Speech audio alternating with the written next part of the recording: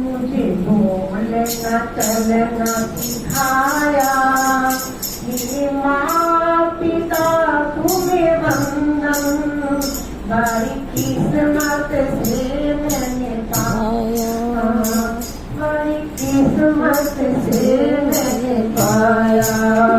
मुझे दुनिया में लाया, मुझे बोलना चलना सिखाया, मेरी माँ पिता तुम्हें वंदन, बड़ी किस्मत से तुम्हें पाया।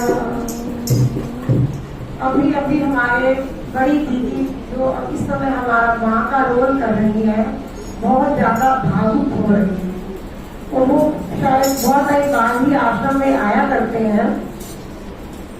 हमें माता पिता ने ज्ञान संस्कार नहीं दिया, हमें पाल पोस कर बड़ा करके श्री श्री की माँ जी के चरणों में सौंप दिया। इससे बड़ा उपकार तो कोई हो नहीं सकता।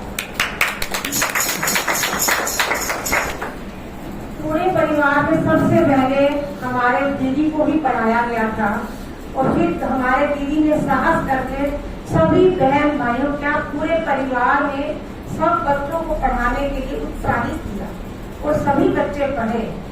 नहीं तो उस समय उस जमाने में बच्चे कम ही कॉलेज जाते थे और कम ही स्कूलों में जाया करते थे, परंतु जो नहीं पढ़ सकता था उसको ITI का कोर्स करवाया। इस तरह से हमारे दीदी बहुत उत्साहित करते रहे। और हमारी मम्मी को जगदीश साहब और सुखमनी साहब ऐसे याद था कि जैसे हम लोगों को सुंदर कांड याद। सुबह उसके जैसे दूध पिलाते, जगदीश साहब पढ़ते रहते, सुखमनी साहब पढ़ते रहते, मतलब हर समय वो कुछ न कुछ भगवान का गुणगान करते रहते थे। और पिताजी को तो अमृतवाणी से इतना लगाव था, सुबह उठते ही अमृतवाणी लगाना, और बार बार दीदी कहना जल्दी जाओ आश्रम, लेट हो रहे हो, जल्दी जाओ आश्रम। दीदी को फटाफट उत्साहित करते थे कि लेट नहीं होना आश्रम जाने के लिए।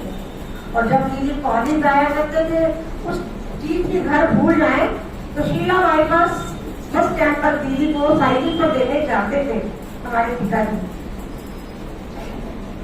तो माता पिता के लिए क्या कुछ हम कह सकते हैं। हमें पाल पोस कर बड़ा किया और सभी को इतने संस्कार दिए। मैं छोटी सी घटना लीना दीदी के बारे में बताना करते थे तो इनका पढ़ने का मन नहीं था आगे, परंतु श्री श्री गिरी माँ जी ने कहा कि बेटा अगर तू ये पढ़ाई नहीं करेगी तो फिर तू आध्यात्मिक पढ़ाई भी नहीं कर पाएगी। तो दीदी को फिर तब से लगन लगी, और तब से दीदी ने पूरी हमेशा फर्स्ट डिवीजन लेकर यूनिवर्सिटी भी टॉप की, गोल्ड मेडल लिया। और जिस पुस्तक का विमोचन अभी आपने देखा है वो तो सबने देखा ही है कि इतना कठिन सब्जेक्ट व्याकरण में पाणिनि अष्टाध्यायी, सब सुनकर भी हैरान होते हैं कि इतने मुश्किल सब्जेक्ट में दीदी ने करी है PhD। तो वाकई उस व्याकरण, तो उन्होंने यह भजन बोला था, माए जी मेरा नाम परी दाज रंगावी। तो दाज कहते थे दहेज को। तो दीदी ने भी सुना, दीदी ने भी, हम छोटे थे दीदी तब, तो दीदी ने भी ऐसे ही भजन बोल दिया, माए जी मेरा नाम परी दाज रंगावी।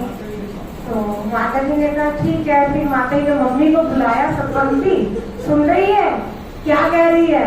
हाँ जी माता जी। तो दीदी को भी कहा एक बार फिर बोल पड़ी है। तो माता दीदी ने बोला, मायनी मेरा नापई दाज रंगावी।